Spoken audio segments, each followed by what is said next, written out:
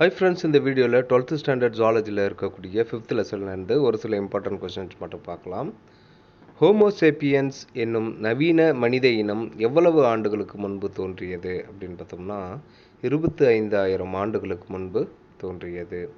Homo sapiens எங்கு தோன்றியது அப்படின்னு பார்த்தோம்னா ஆப்பிரிக்கா. ஹோமோசேப்பியன்ஸ் எனும் மனித இனத்தின் மூளை எவ்வளவு அளவு கொண்டது அப்படின்னு பார்த்தோம்னா 1300 முதல் 1600 கன சென்டிமீட்டர். வீட்டு விலங்கு வளர்த்தலிலும் பயிர் சாகுபடி செய்வதிலும் மேம்பட்டு இருந்த மனித இனம் எது அப்படின்னு பார்த்தோம்னா ஹோமோசேப்பியன்ஸ். நண்பர்களே, நம்ம ஒவ்வொரு பாடத்திலிருந்தும் line by line important questions எடுத்து அப்லோட் பண்ணிகிட்ருக்கோம்.